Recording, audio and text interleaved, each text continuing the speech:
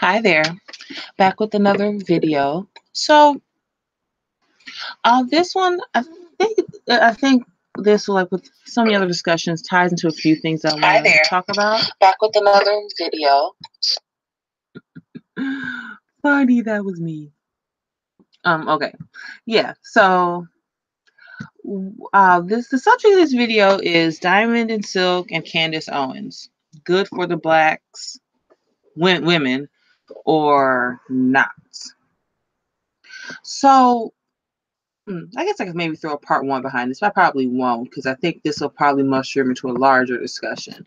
So just starting here in my squeaky office chair, I was thinking about this for a couple reasons.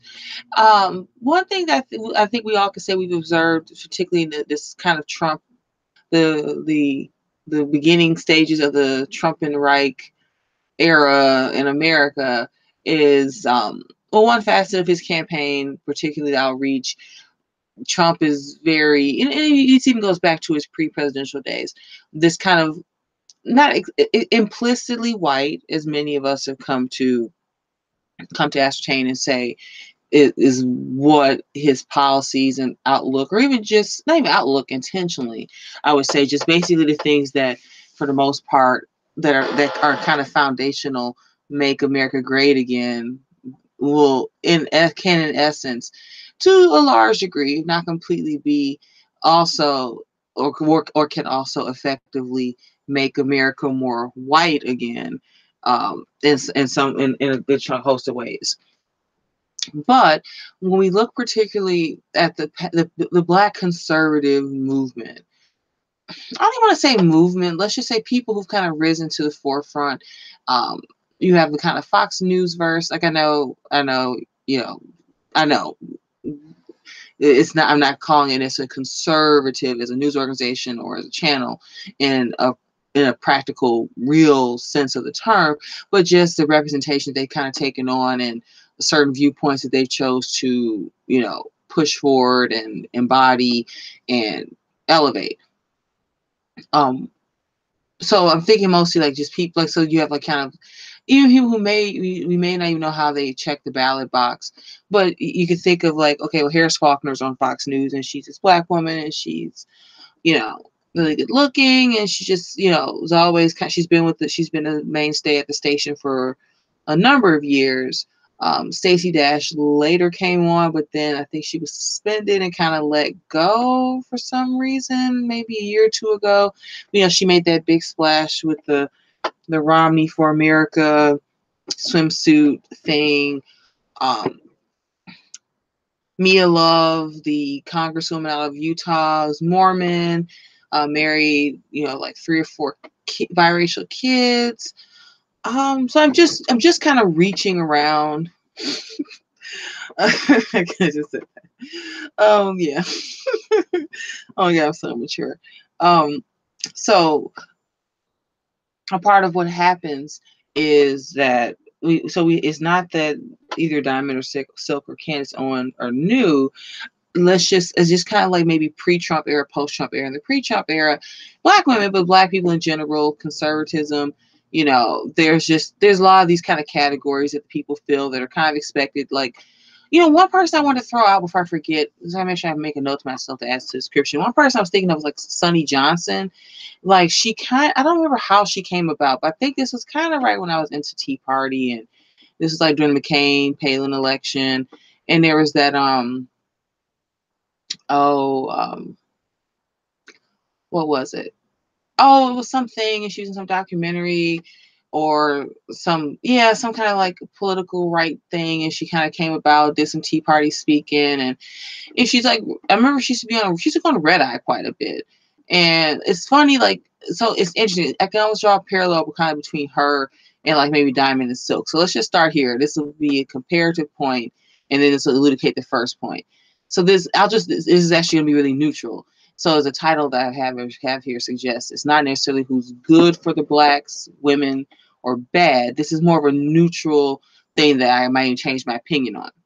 So with Sonny Johnson, and also kind of like with Diamond and Silk, the thing that they're kind of pushing, these are like the more average, they're everyday, quote unquote everyday, every man, every woman kind of black women, there's a kind of like, not like super, slathered in gravy, like, well, see, actually Diamond and Silk do that, so never mind.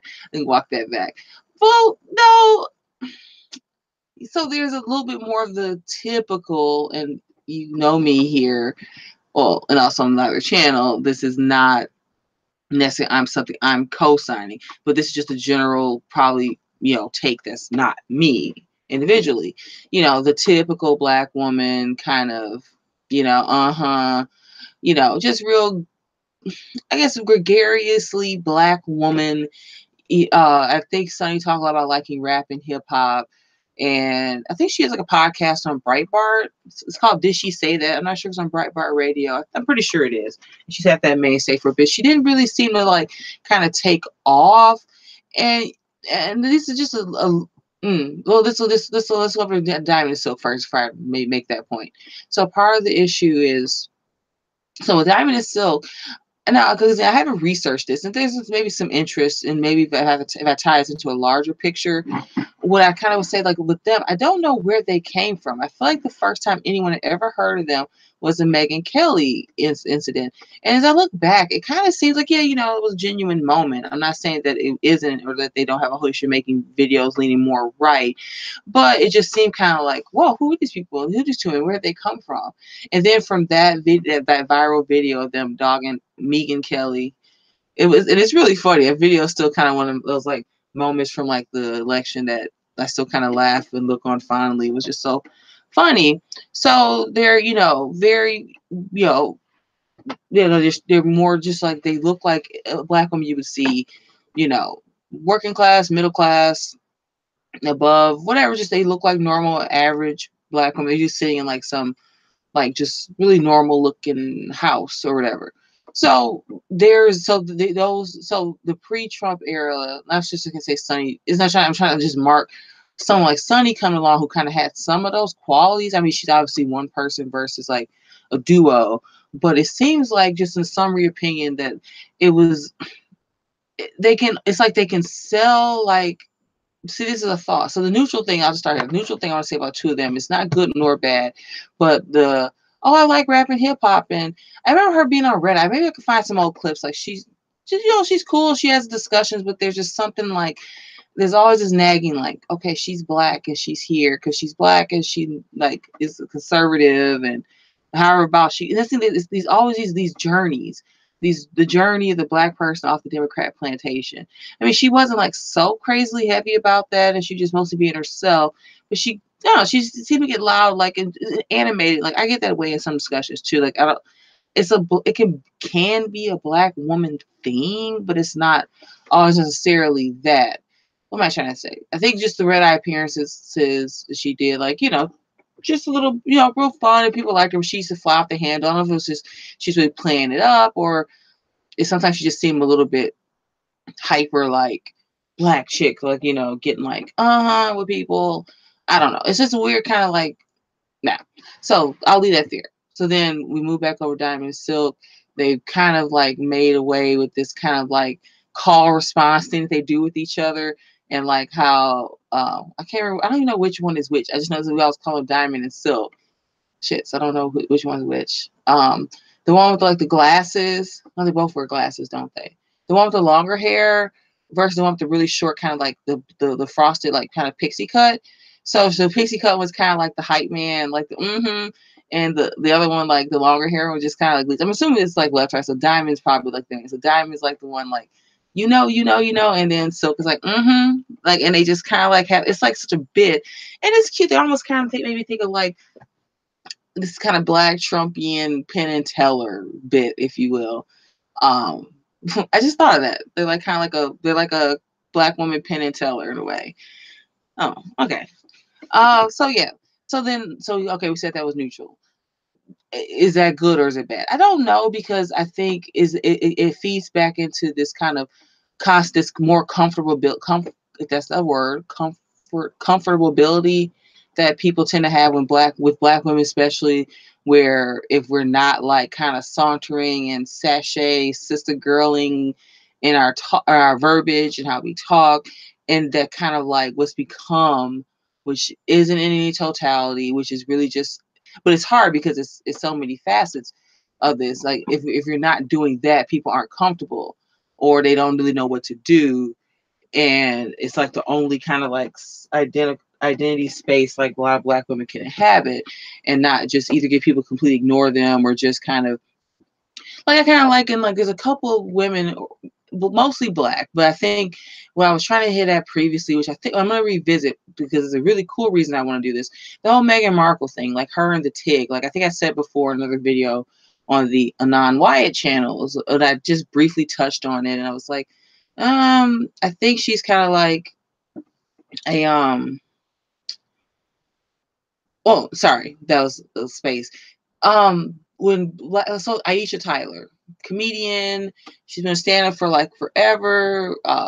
She was like the first Black woman host to talk soup back in the day. She's the voice of Lana on Archer.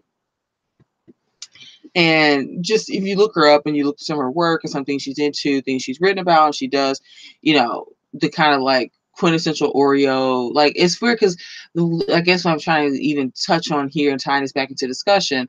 So she's kind of like an outlier, for like Black women in a large sense. But more and more, especially within the past decade, not a little longer, whenever like some Black nerdy guy or like kind of like awkward or into things that maybe more quintessentially white, it seems like people rush to elevate him or place him someplace. Like I was listening to Salty Sage video, I left a comment on his channel because he kind of was hitting at this point, and I thought about this as an outgrowth to that.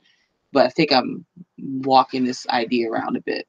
So it's so the conservatism where it comes down to Diamond is Silk particularly, and then maybe Sonny Johnson on another side of this, is that the problem is they can put up the Black man who's like, quote unquote a nerd or a square with the glasses, talks very white and proper, but he's super Mr. Christian conservative father. Like I started muting like whenever like Mike Cernovich or some other like alt-righter-y type, just mostly it's alt-light, don't get me wrong, and there's like a few people from like the Trump election that still like I'm friends with on Twitter, or they friend me somehow, whatever, and they link these like, and I see a Black man, the icon, usually. Now I did this for Candace Owens like maybe a couple months ago because I was getting sick of like these tweets in my like timeline with all this basic bitch conservatism being regurgitated first, by like either the Poindexter Black man or some Black man who's basically like an ex like rapper who now like loves the American flag and is a conservative and loves God and Trump and he's a family man, and it's like,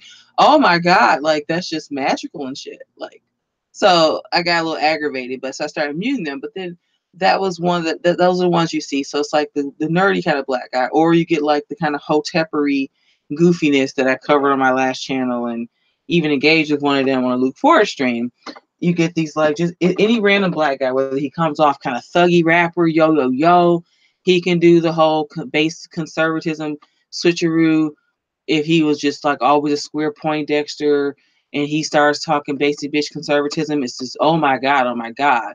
But, and I'm not saying it didn't translate. It's just, I wonder, was there so much fewer black women like at the ready? Because as the whole racial kind of community coalesced around, after like just being a lot of free agent, ex-slaves, ex-sharecroppers, Blacks who came to the North right after the Civil War versus Blacks who came to the North in the 60s, maybe even up to the 70s. Basically, did we just stick by, like, I don't really have a political answer to that, and I'm straying back on the original point. So it's all, I think it's good for Black women, the women in this title, in the basic sense, it provides an alternative identity for Black women to inhabit, especially in this Trumpenreich era that we inhabit. And I think that it's really key for them to understand that we need other types of representation. We don't, especially as Black women in a collective sense, we don't understand that Black men particularly and other people have just moved out to other different fields and areas of being. Like you can meet the Latino that's like super like yo, SA, Cholo, Latin King, whatever type, the ones, landscaping gardens and working as fry cooks in the kitchen. You're the ones who are like into like Morrissey and emo, and you just have like a spectrum of people in most racial groups and can have those differences. But with Black womanhood is so represented in so many these very distinct small boxes. They usually cluster in one direction. They vote Democrat. They don't like whitey. We got to stick for the race. Black Lives Matter, where even our racial counterpart has, in a collective sense, made it clear that they'll do whatever they want to do and go where they choose to go. So with the sides, before we get to any of the problematics that may exist about, is this base Black conservatism in the era of Trump just being repackaged with Black women at the forefront? And I would say yes. So the funny thing is, for all the reasons, is more of a dissident writer, just kind of a more amorphous person, I have to then say there's all these reasons why, in a political sense, I think it's nonsense. Because I, with a group of other people, kind of, ran around during the election calling out conservatism, and a lot of what these women are regurgitating is just basically that. But there's something so different about it in the Trump era, for a number of reasons why it's inherently good. And we can figure out the schematics later, because ideally in this decade of Black women, with the rise of the Sotomayorisms, the He-Man Black Women Haters Club, the interracial dating numbers, Black men compared to Black women, the image, just the absolute PR nightmare that we live in as a group of women in this race, in this group, it's really, really, we need some. It's not even just good or bad anymore. It's just literally we need some differences and distinctions, and we need to like let other a Black man could talk all kinds of crap about other Black men who voted for Trump. But it's funny. Well, see, that's the difference. You should just be, well, they could talk crap about each other before Trump if you voted Republican, or you call yourself a brother who was more into the conservative party, whether just in religious sense, economic sense, whatever. But they were still, that Black guy always gets some hate. Oh, you a cornball brother, you a coon, da da da. But the Trump era has kind of brought a new breed of Black men forward, where it's a lot of them. I wouldn't be surprised if, but then again, I can't hold them to some kind of like argument about that. There's plenty of people who I know who are white and who are men who voted for Obama once or twice, and they voted for Trump in this election. That's not the best metric, and I'm not going to use that to like try to bash Black men or say anything like that. But it's just funny how. But I don't think without Trump it would have been possible. But anyway, Black women need something else going on. So I guess I might follow this up with like a part 2, because I know something else is in my head, but I don't want this to go too long. But with Candace Owens in particular, I'll just kind of close with an intro to this. Now, I'll add this as a note, like Triologic and everything that she's brought up in her videos about Candace does sound pretty much right to me. And it just seems like she's so manufactured. And I think I had a reference this in an early video on the old channel when Halsey was talking to Triologic, and I was like, they were just talking basic bitch conservatism, Black family and welfare and all the like the things that I'm working to dismantle in people's heads, just so we all can get a real clear understanding of who's who up in this piece and what really happened, and not just keep relying on these left-right platitudes. But I think I made reference to 3 of them, and it's hard. I think for Triologic, someone who's she's clever, she's funny, she's engaging, and and just moving race from it. I'm not saying she feels this way. I don't know if she does, but I wouldn't be surprised if a part of what bites is. You can say you know about Candace, but she's a pretty girl. She looks. I think so. She looks like a chipmunk or some little woodland creature. She's got that kind of like face with those little features. She's slim. And I think I'll close out with this point, but I won't forget the phenotype of why this is important, why inherently Diamond and Silk and its Candace Owens are good. And then, you can throw Triologic and Sunny in there too. Because one of the arguments I think that especially before the weaves and a lot of like certain things Black women have been kind of adding to their beauty routines for like the past decade, if not a little longer, I mean, they all have, see, the thing is this, I had this thought and I was thinking about this video. Oh, they have straight hair. Well, then the funny thing is, it used to be a distinction between straight hair because you just ran like heat through it or something that wasn't a relaxer chemical. So now I'm saying, straight hair is trying to be white. But for the longest time, the understanding has always been amongst us Is the difference between chemically straightening your hair versus just straightening it with heat. We've been straightening it with heat since, I mean, everybody's grandmother, great grandmother. I still have my grandmother's like hot comb. I don't know where it is. I gotta find it. But like I use it every once in a while because sometimes it's just nice. Like it does a really good job. Like in fact, from like the old school, you put it on the stove burner, you sit there at the chair in the kitchen with a towel wrapped around your neck where your grandma and auntie like pressed your hair.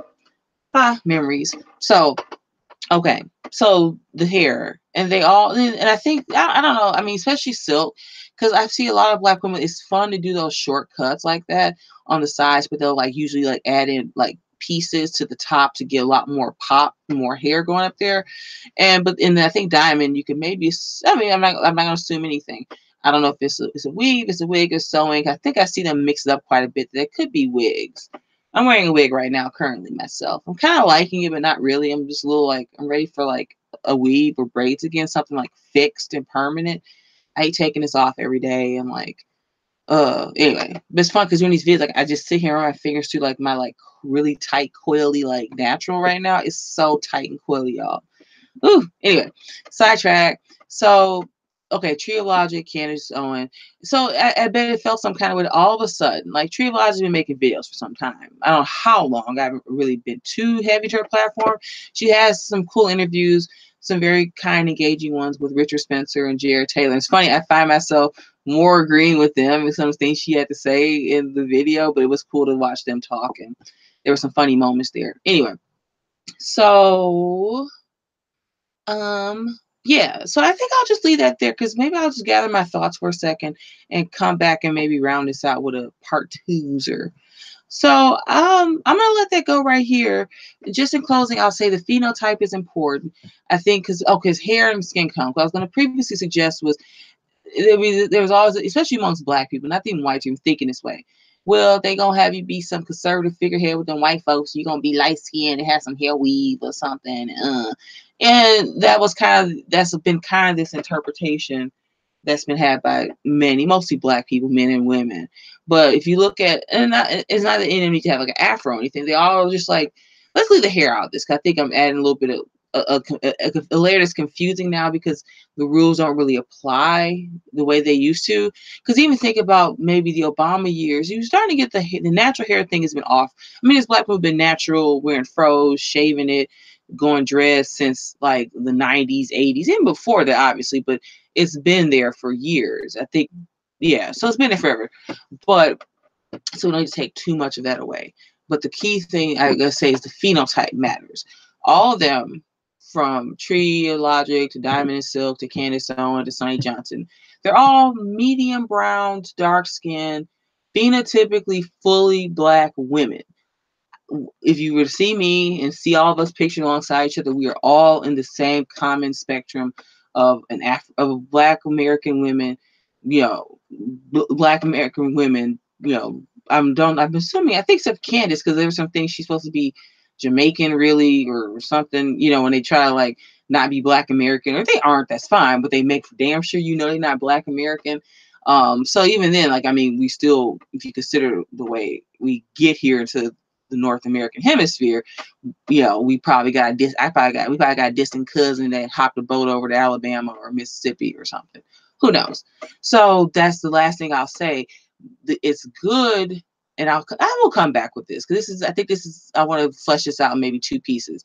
The key thing is phenotype matters. There's been this great post thread that a few black women posting online on Facebook that I follow, and they find these really great photos, just like mentions or cool things of phenotypically black American women. And it's like, yes, because phenotypes matter. It's one thing because for years, look at the Halle Berry thing that's kind of evolved amongst us. This is another place where black women did not check shit and let things fall apart, because it went from like, and I think I've told this analogy before, maybe I was going to do one small video about this. I'm still ready to do a small video about this one day. Maybe on the other channel I can just do it on my cell phone and we'll just take it from there. Yeah, so anywho, let me just leave that there. Phenotypes matter. In closing for this part of this discussion, Diamond and Silk, Candace Owens, Sonny Johnson, Tree of Logic, and black women on the right in this new atmosphere that's being carved out in the post-Trump era in the continuing Trump era, we're not posted yet, is important and inherently real ideology aside, things that aren't just PR and people just getting clicks and coins, for Fox News or for some private conservative, groupie group thing or whatever, or Patreons or PayPal, so whatever it is, it's inherently good. And I, as a Black woman who inhabits we're probably in the general constellation of the right, and we share similar features and looks, to have those images put out at just the heart of it, is beneficial, at least in that sense alone. So I'm gonna leave that there for part one. I think I'll come back a little bit more on this take. This is interesting.